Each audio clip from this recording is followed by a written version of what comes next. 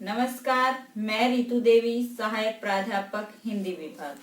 आज की इस वीडियो में हम बात करेंगे हिंदी साहित्य के महान साहित्यकार धर्मवीर भारती जी की कविता गुलाम बनाने वाले। इस कविता के माध्यम से कवि ने हमें बताया है कि हमारा देश कई बार गुलाम हुआ, कई बार विदेशी आक्रमणकारियों ने हमें गुलाम बनाया।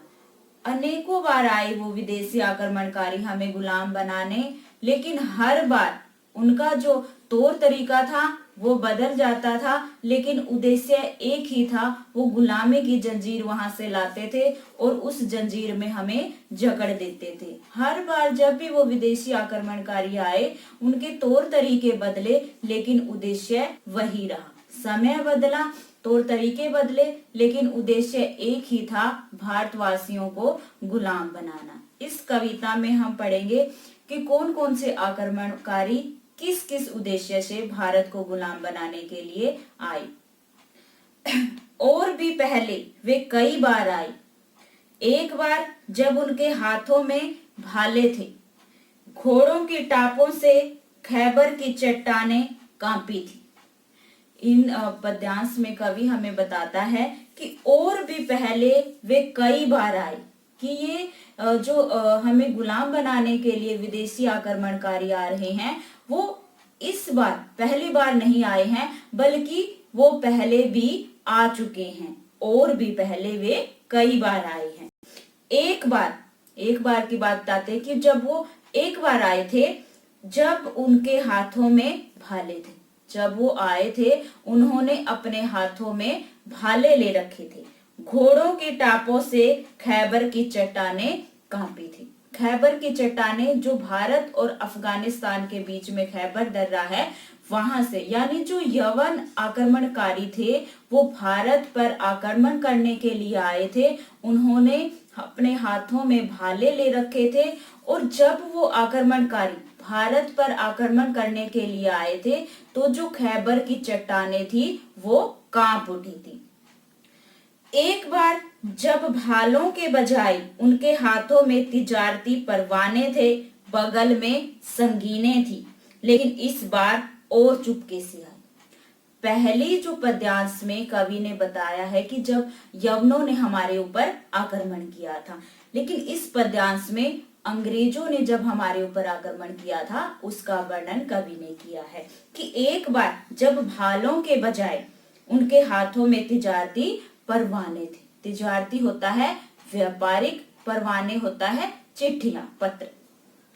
कि दूसरी बार जब वो आए, उनके हाथों में भाले नहीं थे। पहली बार जो आक्रमणकारी आए थे वो अपने साथ भाले लेकर आए थे, लेकिन बाद में जो विदेशी आक्रमणकारी आए, उनके हाथों में भालों की बजाय व्यापारिक चिट्ठियां थी। क्योंकि हम सभी को पता है कि अंग्रेज जब यहाँ पर पहली बार आए थे, तो वो एक छोटी सी फैक्ट्री लगाने के लिए आए थे, यानी यहाँ पर सिर्फ व्यापार करने के उद्देश्य से आए थे। लेकिन वो उनका बाहरी दिखावा था, अंदर से वो उस व्यापार के माध्यम से हमें गुलाम बनाना चाहते थे। लेकिन वो दिखावे के लिए आए थे कि हम यहाँ पर व्यापार करने आए हैं। यानी कवि कहते हैं कि इस बार जब वो आए, उनके हाथों में भालों की बजाय व्यापारिक चिट्ठियां थी, बगल में संगीने थी। संगीने होता है जो तलवार के आगे धारदार धातु लगी होती है, कि उन्होंने अपनी बगल में वो धारदार धातु ले रखी थी। लेकिन इस बार और चुपके से आए, कि जब ये विदेशी आक्रमणकारी इस बार आए हैं तो ये और चुपके से आए। और चुपके से आने का मतलब है कि जब अंग्रेज हमारे ऊपर आक्रमण करने आए थे तो हमें उनका उद्देश्य मालूम नहीं था, क्योंकि वो तो यहाँ पर एक छोटा सा व्यापार शुरू करने के लिए आए थे, और उस व्यापार के ही कारण उन्होंने एक दिन हमें गुलाम बना लिया था। आधे हैं जिनके हाथों में कैमरे, थैलियां, टूरिस्ट पासपोर्ट, रंग बिरंगी फिल्में। कि आधे आक्रमणकारी ऐसे आए जिनके हाथों में कैमरे थे, पैसे की थैलियां थी, टूरिस्ट पासपोर्ट, विदेश में जाने का यात्रा पत्र, रंग बिरंगी फिल्में दिखाकर, यानी इस पद्यांश में कवि का कहने का तात्पर्य है कि विदेशी जो आक्रमणकारी आए उन्होंने हमें राजनीतिक तौर पर ही नहीं बल्कि सामाजिक और आर्थिक तौर पर भी कमजोर कर दिया था। वो यहाँ पर सांस्कृतिक कार्यक्रम दिखाते थे जिसका प्रभाव हमारे भारतवासियों पर पड़ता था और वो उस चकाचौंध भरी जिंदगी में जीना चाहते थे। यानी वो हमें आर्थिक, सामाजिक, राजनीतिक रूप से गुलाम बना रहे थे। यानी वो अपने साथ कैमरे लेकर आए थे, पैसे की थैलियां लेकर आए थे, टूरिस्ट पासपोर्ट यानी कि विदेश में घूमने के लिए जो यात्रा पत्र दिया जाता है वो अपने साथ लेकर आए थे। आधे हैं जिनके पास रंग बिरंगे चेहरे, जिनको वे हुक्म के मुताबिक बदल सकते हैं। दो दो आने वाले दूर किसी नगरी में छपे हुए पैम्पलेट, रोटी और पैम्पलेट के ढेरों में ढक ढक कर आई है दूर किसी नगरी में ढली हुई जंजीरें। कि आधे जो हमें गुलाम बनाने वाले आए हैं उनमें से आधे ऐसे हैं कि जिनके चेहरे रंग बिरंगे हैं, यानी कि वो अपने चेहरे बदलते रहते हैं, अंदर से कुछ और हैं और बाहर से कुछ और दिखावा कर रहे हैं। यानी उनको जैसा ऊपर से हुक्म मिलता है वो वैसा ही व्यक्तित्व धारण कर लेते हैं। दो दो आने वाले दूर किसी नगरी में छिपे हुए पैम्पलेट, कि वो जो आने वाले थे उनका जो आने का उद्देश्य था वो कुछ और ही था। रोटी और पैम्पलेट के ढेरों में ढक ढक कर आई है दूर किसी नगरी में ढली हुई जंजीरें। कि रोटी में जो ढक कर आई है वो क्या है, वो हमें गुलाम बनाने वाली जंजीर है। यानी कवि का कहने का तात्पर्य ये है कि वो जो विदेशी आक्रमणकारी आए हैं वो चाहे कैसे भी आए हों, उनके आने का समय कोई भी हो, वो किसी भी हथियार के साथ आए हों, उन्होंने हमें सांस्कृतिक, आर्थिक, सामाजिक, राजनीतिक तौर पर कमजोर किया। वो वहां से जो भी चीजें लेकर आए हैं उनका सिर्फ एक ही उद्देश्य था, वो गुलामी की जंजीरें थी। यानी हमें सिर्फ गुलाम बनाने के लिए वो आए थे।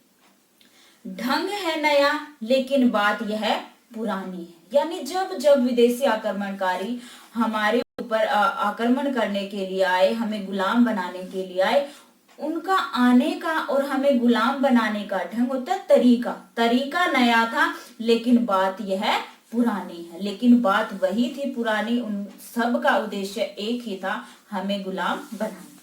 लेकिन बात यह पुरानी है। घोड़ों पर रखकर या थैले में भरकर या रोटी से ढककर या फिल्मों में रंग कर वे जंजीरें केवल जंजीरें ही लाए हैं, और भी पहले वे कई बार आए हैं। कि चाहे वो घोड़ों पर रखकर लाए हों या थैली में भरकर लाए हों, कवि हमें बताना चाहता है कि वो विदेशी आक्रमणकारी चाहे तो कुछ घोड़ों पर रखकर लाएं या थैली में भरकर लाएं या रोटी से ढककर लाएं या फिल्मों में रंग कर लाएं, या अपने रोटी में ढककर लेकर आए या हमें रंग बिरंगी फिल्में दिखाएं, वे जंजीरें केवल जंजीरें ही लाए। कि वो उनका आने का और हमें गुलाम बनाने का तरीका कैसा भी हो सकता है, लेकिन वो सिर्फ उन तरीकों से एक जंजीर ही लाए, और वो जंजीर थी हमें गुलाम बनाने की, और भी पहले वे कई बार आए। यानी विदेशी आक्रमणकारी इससे पहले भी हमारे देश पर आक्रमण करने के लिए कई बार आए। यानी इस कविता के माध्यम से धर्मवीर भारती जी ने हमारे देश पर हुए आक्रमणों के बारे में बताया है कि कैसे हमारे देश में अनेक बार ऐसे आक्रमण हुए हैं जिससे हम बार बार गुलाम होते चले गए हैं। और ये गुलामी सिर्फ राजनीतिक नहीं थी, सामाजिक, आर्थिक और सांस्कृतिक भी थी। धन्यवाद।